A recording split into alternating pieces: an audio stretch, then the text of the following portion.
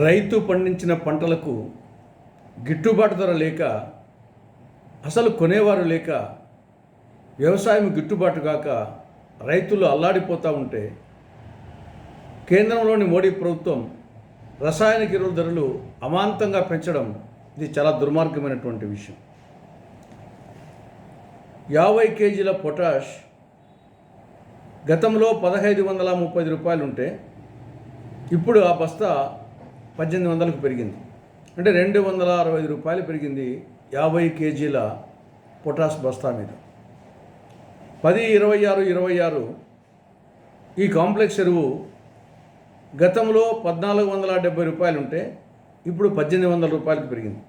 అంటే 330 రూపాయలు పెరిగింది ఒక బస్తా మీద. ఆల్మోస్ట్ అన్ని రసాయనిక ఎరువుల ధరలు 50 రూపాయల నుంచి 330 రూపాయల వరకు బస్తా మీద పెరిగాయి. ఇది కాక గోరు చుట్టు మీద రోకటి పోటుల మరొక వైపు యూరియా కొరత.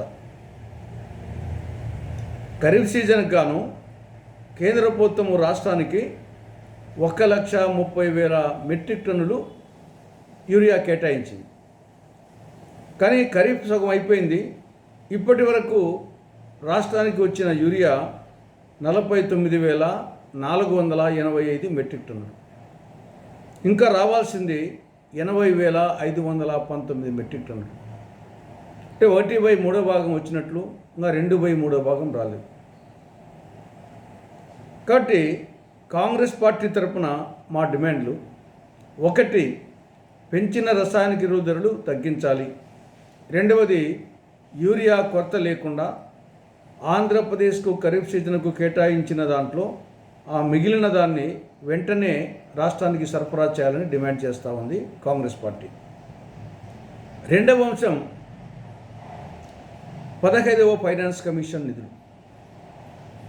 2024-25 సంవత్సరానికి సంబంధించి కేంద్ర ప్రభుత్వము 15వ ఆర్థిక సంఘం నిధులు స్థానిక సంస్థలకు గాను రాష్ట్ర ప్రభుత్వానికి 2 విడతలుగా రిలీజ్ చేసింది. 2024 సెప్టెంబర్లో 988.76 కోట్లు రిలీజ్ చేసింది. దాని తర్వాత డిసెంబర్ 24లో 1121.21 కోట్లు విడుదల చేసింది. అంటే 2 దఫాలకు కలిసి 2,109 కోట్ల రూపాయలు కేంద్ర ప్రభుత్వము స్థానిక సంస్థలకు గాను రాష్ట్ర ప్రభుత్వానికి విడుదల చేసింది.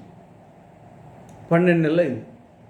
కానీ రాష్ట్ర ప్రభుత్వం గ్రామ పంచాయతీలకు, మిగతా స్థానిక ప్రభుత్వాలకు ఆ నిధులు బదలాయించలేదు. రాష్ట్ర ప్రభుత్వము ఈ నిధులను దారి మళ్లించింది. పర్యవసానంగా గ్రామ పంచాయతీలు, స్థానిక ప్రభుత్వాలు నిధులు లేక నిరసించిపోయినాయి. గ్రామ పంచాయతీల్లో పారిశుద్ధ్య సిబ్బందికి, మిగతా వాటర్ వర్క్ సిబ్బందికి జీతాలు ఇచ్చడానికి ఇబ్బంది పడుతున్నారు. పర్యవసానంగా పారిశుద్ధ్య పనులు కుంటుపడతా ఉన్నాయి. గతంలో ఇదే కూటమి ప్రభుత్వం గత ప్రభుత్వాన్ని విమర్శించడం జరిగింది. ఈ విధంగా ఫైనాన్స్ కమిషన్ నిధులను రాష్ట్ర ప్రభుత్వం దారి మళ్లిస్తూ ఉంది, ఇది కరెక్ట్ కాదని చెప్పేసి కూటమి పార్టీలు విమర్శించడం జరిగింది. ఇప్పుడు కూటమి పార్టీలు అదే పని చేస్తున్నాయి. కోడలికి బుద్ధి చెప్పి అత్త తెడ్డు నాకినట్టుంది కూటమి పార్టీల తీరు. కాబట్టి కాంగ్రెస్ పార్టీ తరఫున మా డిమాండ్: ఇంకా ఏమాత్రం ఆలస్యం చేయకుండా కేంద్ర ప్రభుత్వము 15వ ఆర్థిక సంఘం కింద స్థానిక ప్రభుత్వాలకు విడుదల చేసిన 2,109 కోట్ల రూపాయలను వెంటనే రాష్ట్ర ప్రభుత్వము స్థానిక ప్రభుత్వాలకు బదలాయించాలని డిమాండ్ చేస్తా ఉంది. ఇక 3వది ఫీజు రియంబర్స్మెంటు, హాస్టల్ మెయింటెనెన్స్. 6,400 కోట్ల రూపాయలు బకాయిలు ఉన్నాయి. 6 క్వార్టర్లుగా పెండింగ్ బకాయిలు ఉన్నాయి. అంటే 2004 ఫస్ట్ క్వార్టర్ నుండి బకాయిలు ఉన్నాయి. రీఎంబర్స్మెంట్ కిందేమో 4,200 కోట్లు, ఈ స్కాలర్షిప్ హాస్టల్ మెయింటెనెన్స్ కింద 2,200 కోట్లు, వెరసి 6,400 కోట్ల రూపాయలు పెండింగ్ బకాయిలు ఉన్నాయి. కళాశాల యాజమాన్యాలు సిబ్బందికి జీతాలు ఇచ్చేదానికి ఇబ్బంది పడుతున్నాయి. కరెంటు బిల్లులు కట్టలేక అవస్థ పడుతున్నారు. వాళ్ళు పరోక్షంగా విద్యార్థుల మీద ప్రెజర్ చేస్తున్నారు, మీరైనా కట్టండి అని. విద్యార్థులు కట్టే స్తోమత లేక ఇబ్బంది పడుతున్నారు. పర్యవసానంగా కాలేజీ యాజమాన్యాలు సర్టిఫికెట్స్ ఇవ్వడం లేదు. కాబట్టి విద్యార్థులు పై చదువులకు పోలేకపోతున్నారు. అయినా ఉద్యోగ అన్వేషణలో పోవాలంటే సర్టిఫికెట్ లేవు.